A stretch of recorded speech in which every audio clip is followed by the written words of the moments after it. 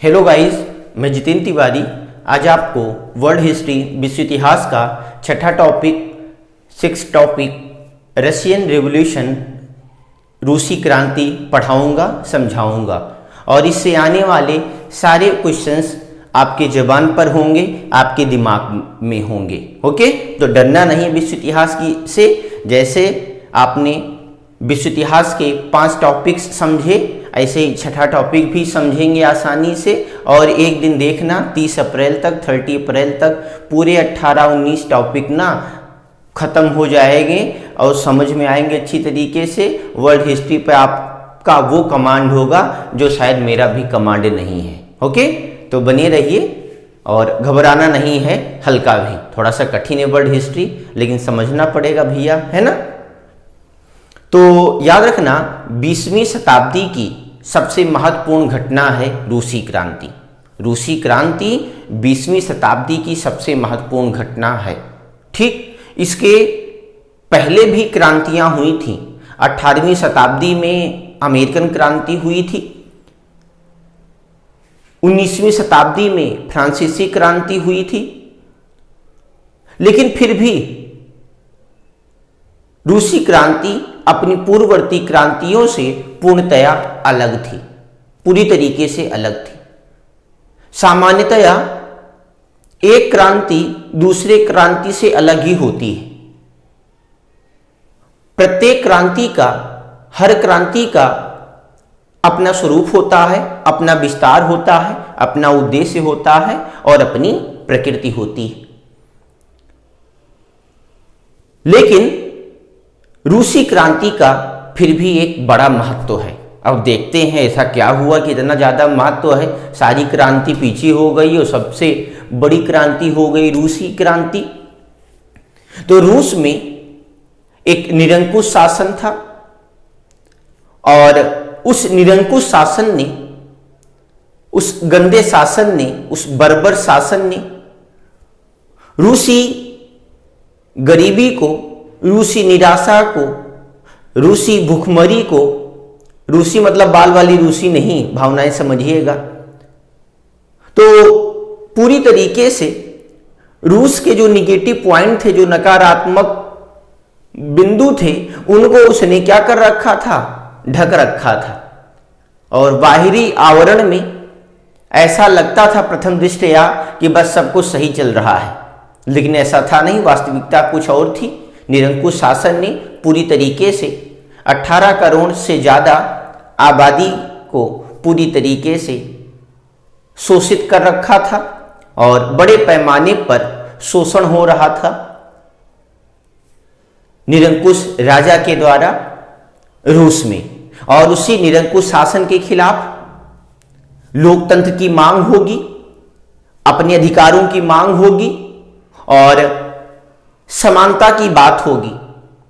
और आगे चल के बड़े पैमाने पर रूसी बुद्धिजीवियों का पार्टिसिपेशन होगा और बड़े पैमाने पर रूसी प्रबुद्ध लोग, इंटेलेक्चुअल पर्सन इस रूसी क्रांति में भाग लेंगे। और जिसके कारण अंतोगत्वा लास्ट में रूस में जो पूंजीपतियों, कुलीन वर्ग और धनाढ्य लोगों तक ही सीमित थे अधिकार, वो अब नीचे के तबकों तक भी अधिकार पहुंचने लगेंगे। चाहे वो किसानों की बात हो, मजदूरों की बात हो, तो मजदूरों, किसानों तक भी अधिकार पहुंचने लगे और शासन में बड़ी भागीदारी होने लगी मजदूरों और किसानों की भी। तो दुनिया में पहली बार समाजवाद, साम्यवाद का स्वरूप मूर्त रूप लेता है, मतलब प्रैक्टिकल व्यवहारिक व्यवहार में आ जाता है। अभी तक बस सुना था वसुधैव कुटुंबकम वाली बात कि जहाँ सब कुछ बराबर होंगे, जहाँ सब लोग साथ चलेंगे, लेकिन ऐसा था नहीं रूस में। तो बड़े पैमाने पर इस क्रांति के बाद मजदूरों और किसानों की भी भागीदारी देश की सत्ता में होगी, देश चलाने में होगी और यही से समाजवाद या साम्यवाद मूर्त रूप लेगा पूरे दुनिया में। ओके, सुना होगा ना, साम्यवादी सरकार, समाजवादी सरकार। इससे संबंधित देखना भी बहुत सारे प्रश्न आएंगे। इसी में है कार्ल मार्क्स जो कहेगा दुनिया भर के मजदूरों एक हो जाओ, तुम्हारे पास खोने को कुछ नहीं है सिवाय गुलामी के, लेकिन पाने को पूरा संसार है। तो बताओ गुलामी में पूरा जीवन बिताओगे कि सुख सुविधा संसार का भोगोगे जो डिजर्व करते हो तुम, मेहनत तुम करते हो, सबसे ज्यादा पेमेंट तुम्हें सबसे कम मिलता है, फायदा तुम्हारा मालिक उठाता है, तुम्हें क्या मिलता है? बस 2 जून की रोटी। तो क्या ये रोटी के लिए ही जीवन है तुम्हारा? तो बहुत बड़ा दर्शन है कार्ल मार्क्स का, ठीक ना। तो जानते होंगे दुनिया का सबसे बड़ा समाजवादी देश है रूस। 1991 में टूट जाता है 15 देशों में। अमेरिका की बहुत बड़ी चाल थी, लेकिन फिर भी उसकी समाजवादी विचारधारा आज भी कायम है। और अमेरिका पूंजीवादी देश है, बहुत पूछा जाता है। कैपिटलिज्म पूंजीवाद का बड़ा एग्जाम्पल है अमेरिका, और सोशलिस्ट समाजवादी का बड़ा एग्जाम्पल है रसिया। तो आज हम पूरी कहानी रूसी क्रांति की समझते हैं, बने रहिएगा हमारे साथ। और पहला प्रश्न आपको बोर्ड पर दिख रहा है, वैज्ञानिक समाजवाद का संस्थापक किसे कहा जाता है? Scientific socialist. तो ये क्या है वैज्ञानिक समाजवाद? ऑप्शन क्या है? Robert Owen, Karl Marx, George Bernard Shaw और सेंट साइमन। तो क्या सही हो जाएगा? वैज्ञानिक समाजवाद का जनक संस्थापक कार्ल मार्क्स को कहा जाता है, जिसकी बुक मैंने बताई थी पुनर्जागरण में रेनेसेंस टॉपिक पढ़ाते हुए। नहीं पता तो याद रखना, दास कैपिटल बहुत इंपॉर्टेंट किताब है इसकी, ठीक। और कम्युनिस्ट मैनिफेस्टो, दास कैपिटल ज्यादा एग्जाम में पूछा जाता है। दूसरी किताब है कम्युनिस्ट मैनिफेस्टो। तो वैज्ञानिक समाजवाद का जनक संस्थापक कार्ल मार्क्स। अगर आपसे पूछा जाए कि ये बताइए आदर्शवादी या आदर्शवादी समाजवाद का जनक कौन है, आइडियल सोशलिस्ट का फाउंडर किसे कहा जाता है, तब हो जाएगा आपका रॉबर्ट ओवेन। रॉबर्ट ओवेन ने ही सबसे पहले समाजवाद शब्द का प्रयोग किया था। ओके, तो आदर्श समाजवाद रॉबर्ट ओवेन और वैज्ञानिक समाजवाद कार्ल मार्क्स। हुआ क्लियर? जॉर्ज बर्नार्ड शॉ, तो ये हैं फैबियन सोशलिस्ट, सुना होगा फैबियन सोशलिज्म या सोशलिस्ट। तो फैबियन सोशलिज्म के संस्थापक जॉर्ज बर्नार्ड शॉ हैं, और फ्रांसीसी साम्यवाद के संस्थापक सेंट साइमन है। तो फ्रांसीसी साम्यवाद Saint Simon, George Bernard Shaw, Fabian socialism, वैज्ञानिक समाजवाद और आदर्शवादी समाजवाद। हुआ क्लियर? चलिए अगला क्या है प्रश्न दूसरा, रूस का अंतिम जार शासक कौन था? तो क्या है जार? तो रूस में जो राजा थे उनको जार के नाम से जाना जाता था। अचार रखने वाला जार नहीं है, मुरब्बा रखने वाला जार नहीं है, भावनाएं समझिएगा। जार रूस के राजा को कहा जाता है, याद रखना, रूस के राजा को क्या कहा जाता है? जार कहा जाता है, ठीक ना। जैसे नहीं हमारे यहाँ जो अंग्रेजों की हुकूमत रही, चाहे वो कंपनी हो या चाहे वो ब्रिटिश गवर्नमेंट हो, तो लॉर्ड यूज करते थे ना, मुगलों में बादशाह, दिल्ली सल्तनत में सुल्तान, ऐसे ही ये लोग राजा जार, यहाँ के राजा जार लगाते थे नाम के साथ। तो रूस का अंतिम जार शासक कौन था? Option czar Nicholas first, czar Nicholas second, czar Nicholas third और नन ऑफ दीज, इनमें से कोई नहीं। तो क्या हो जाएगा? Czar Nicholas second. याद रहेगा, क्या रहेगा? जार निकोलस सेकंड, ठीक ना। जार निकोलस सेकंड अत्यंत ही ना निरंकुश और अयोग्य, अनएक्सपर्ट, बेवकूफ, मंदबुद्धि, जितना गाली देना हो बस, माँ बहन की गाली मत देना बस, है ना। तो जितनी भी गाली देना हो आप इसको दे सकते हैं। और इसने रूसी जनता का ना पूरी तरीके से खून चूस लिया, और कहीं ज्यादा इसमें प्रभाव था जार निकोलस की जो रानी थी जरीना। जारीना किसकी वाइफ है? जार निकोलस की वाइफ है, याद रखना। जार निकोलस की वाइफ कौन है? तो जारीना है, ठीक ना। अब जार निकोलस की जो वाइफ है जरीना, उनका अफेयर हो जाता है। एक्चुअली जर्मन राजकुमारी थी जरीना, और जरीना जब आई तो दहेज में अपने साथ किसको लेकर आई? एक पादरी था, एक साधु था। पादरी जानो, चर्च वर्च में है ना, क्रिश्चियन में पादरी होते हैं ना, जिनको फादर कहा जाता है। तो एक पादरी साधु को लेकर आई जिनका नाम था रासपुटिन। क्या नाम था? रासपुटिन। और रासपुटिन कैसा था? आसाराम बापू की तरह, डेरा सच्चा सौदा में गुरमीत सिंह राम रहीम की तरह, या जैसे हमारे यहाँ बाबा होते हैं, पेपर ऊपर न्यूज चैनल में आते रहते हैं। तो भावनाएं समझिएगा। तो ऐसे ही एक बाबा थे जिनका बहुत ज्यादा प्रभाव जरीना पर था, या यूं कहें कि जरीना रासपुटिन नामक एक पादरी साधु के बहुत ज्यादा प्रभाव में थी।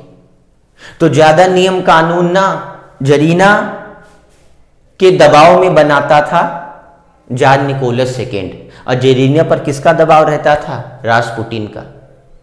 तो बहुत ज्यादा निरंकुश साबित हुआ जार निकोलस सेकेंड रूस के इतिहास में।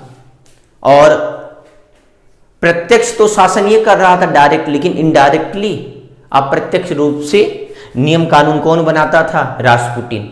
वो तो 1916 में बगावत हुई, विद्रोह हुआ, और क्रांतिकारियों ने रासपुटिन की ही हत्या कर दी, नहीं तो बहुत ज्यादा प्रभाव था इसका।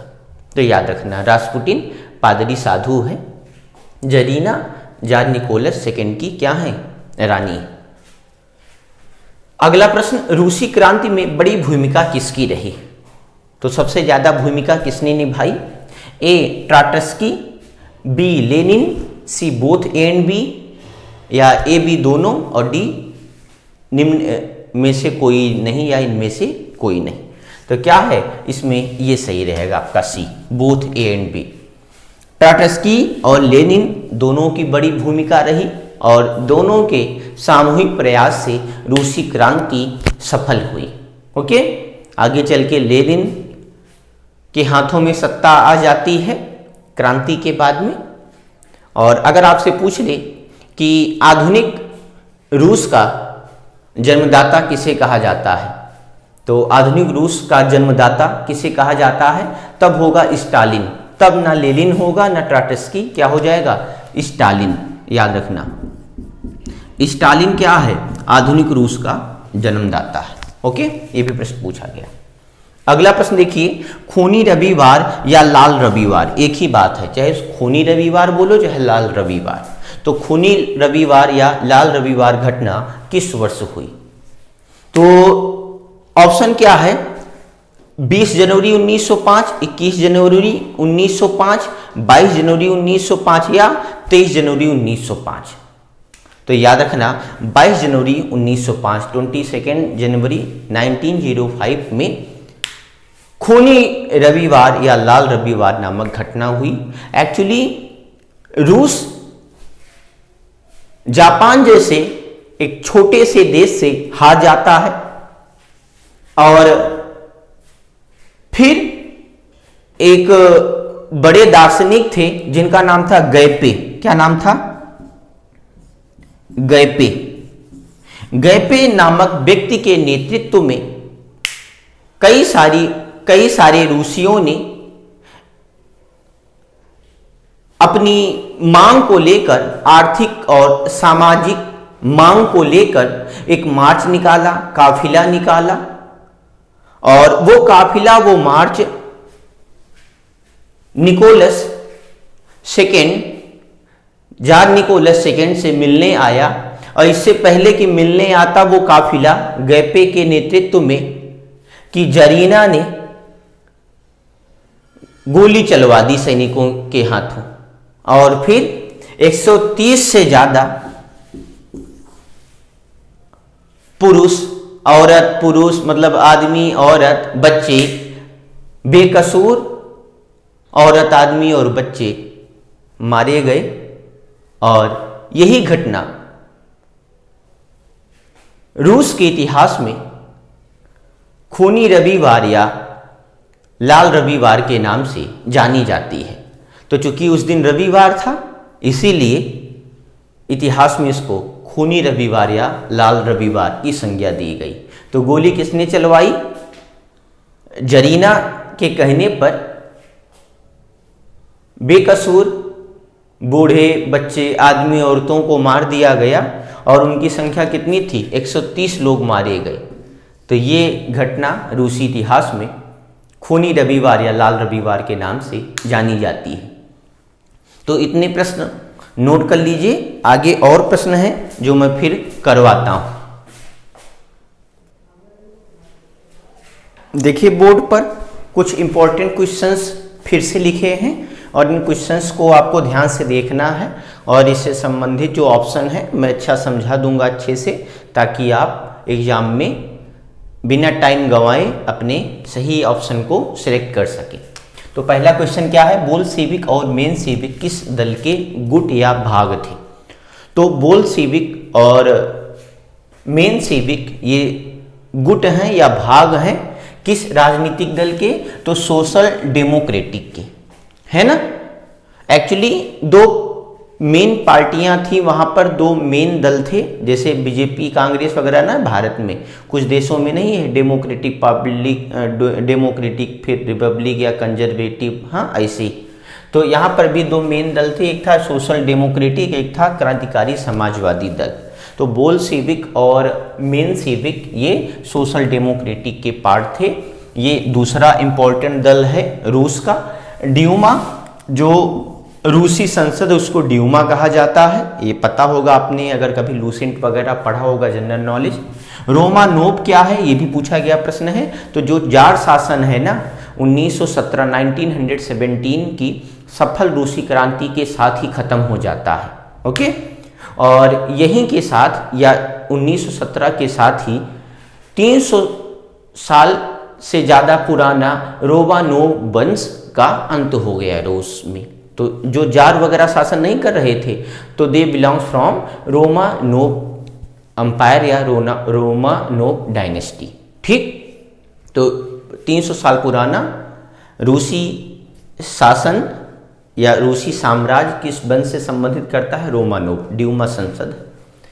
तो सोशल डेमोक्रेटिक के दो पार्ट हैं, बोल्शेविक और मेंशेविक। बोल्शेविक का मतलब होता है बहुसंख्यक। क्या होता है? बहुसंख्यक। जैसे हिंदुस्तान में हिंदू लोग बहुसंख्यक कहे जाते हैं ना, पाकिस्तान में मुस्लिम लोग बहुसंख्यक कहे जाते हैं। और अल्पसंख्यक किसे कहा जाता है? भारत में मुस्लिम को, ईसाई को, बौद्ध, जैन, पारसी, जनरली लोग बताते हैं कि केवल मुस्लिम ही अल्पसंख्यक हैं, माइनॉरिटीज़ में आते हैं हिंदुस्तान में। गलत।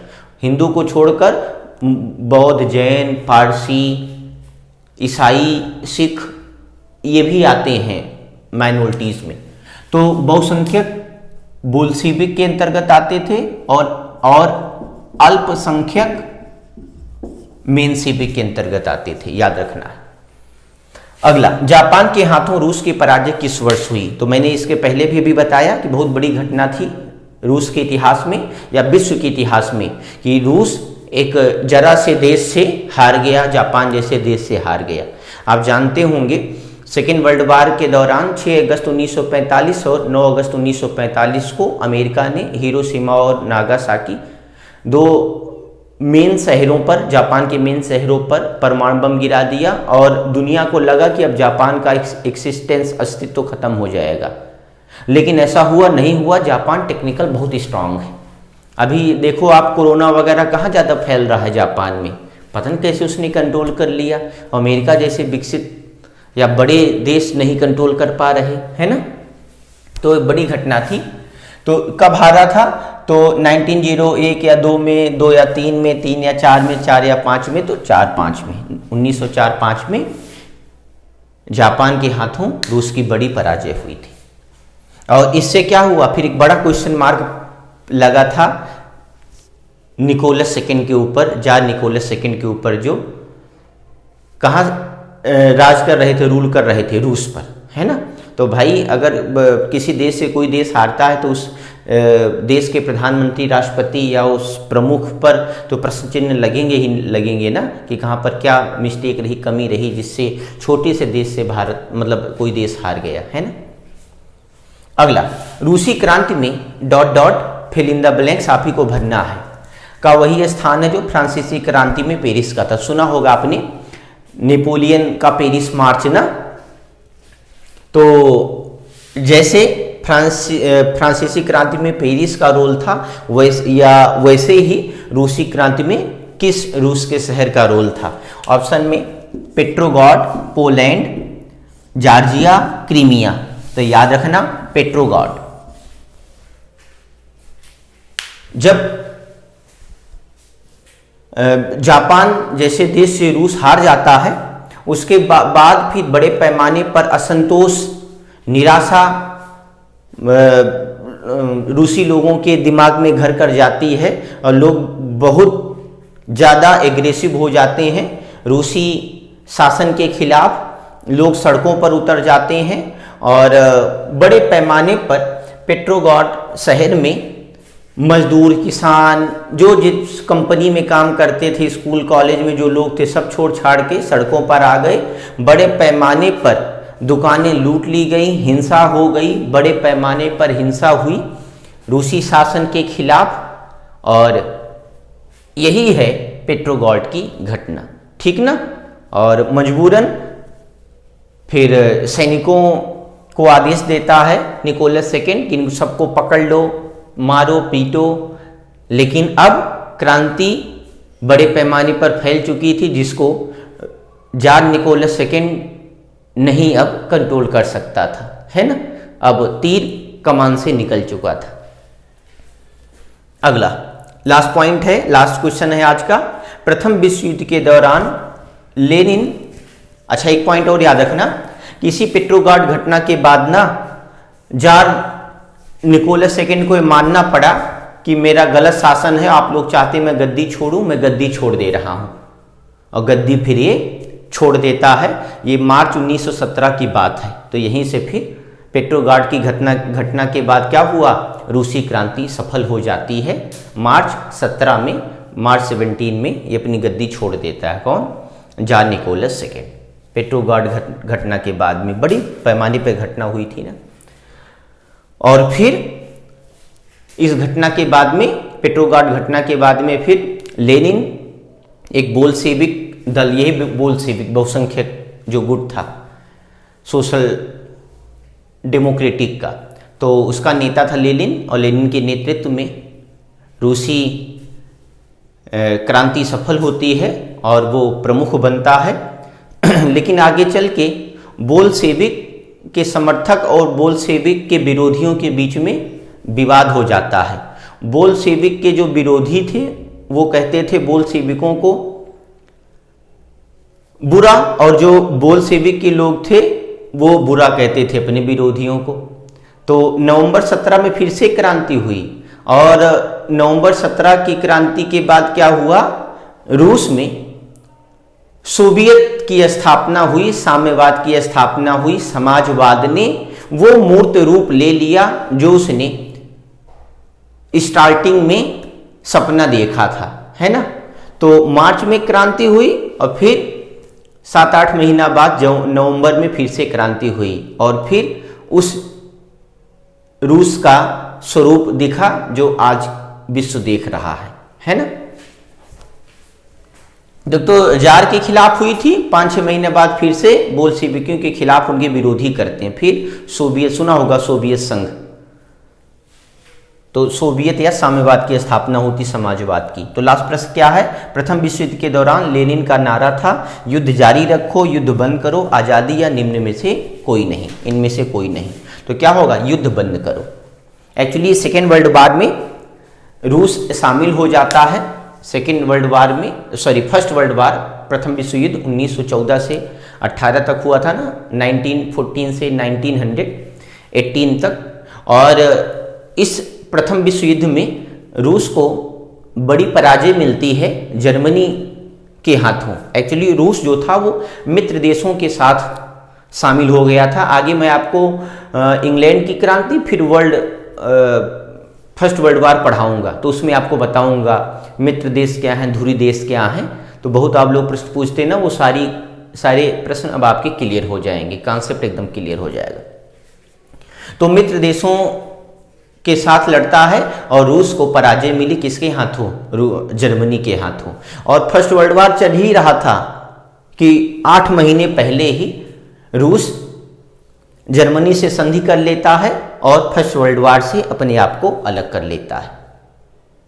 भाई रूस वर्ल्ड वार में लगा था, बड़े पैमाने पर कहा जाता है 1.5 करोड़ से ज़्यादा लोग इन्वॉल्व हुए थे रूस के, और कहा जाता है इतने बड़े पैमाने पर रूस की हिस्सेदारी से वर्ल्ड वार में रूस में भुखमरी आ गई थी, बेरोजगारी आ गई थी, मजदूर थे नहीं, सब सेना में लग गए, किसानी चौपट हो गई, सब लोगों को सैनिक बना बना कर भेज दिया गया, बेरोजगारी आ गई, आर्थिक मंदी आ गई, बहुत सारी समस्या झेलने लगा फर्स्ट वर्ल्ड वार में रूस। तो रूस के लोगों का कहना था भैया हमें रोटी चाहिए, हमें युद्ध न चाहिए। तो मजबूरन लेनिन को घोषणा करनी पड़ी, नारा देना पड़ा युद्ध बंद करो। और 8 महीने फर्स्ट वर्ल्ड वार चल ही रहा था कि 8 महीने पहले ही रूस ने जर्मनी से संधि करके फर्स्ट वर्ल्ड वार से अपने आप को अलग कर लिया। ठीक, तो आशा करता हूं कि रूसी क्रांति से संबंधित ये वीडियो आपको अच्छी तरीके से समझ में आया होगा। सारे प्रश्न एक एक मैं क्लियर कर दे रहा हूँ, सो समस्या नहीं हुई होगी। और अगर वीडियो अच्छा लगा हो तो भाई आप चैनल सब्सक्राइब करिए। पूरा वर्ल्ड हिस्ट्री का सीरीज मैं आपके सामने ला रहा हूँ, वो भी फ्री ऑफ कॉस्ट। और क्या बच्चे की जान लोगे आप? नहीं भाई, तो इतना तो करो यार, सब्सक्राइब तो कर लो आप लोग, लाइक तो करो, कम से कम कमेंट करो, गंदी लग रही क्लास, अच्छी लग रही है ना। पढ़ाऊंगा तो मैं पूरा वर्ल्ड हिस्ट्री, ये नहीं कि नेगेटिव भी करोगे तो रोक दूंगा, पढ़ाऊंगा जरूर, क्योंकि हर एग्जाम्स में आता है वर्ल्ड हिस्ट्री। और इस लॉकडाउन का सबसे बढ़िया फायदा है कि इस बीच हम लोग वर्ल्ड हिस्ट्री निपटा देंगे। ओके, तो नोट कर लो ये सारा चीज़।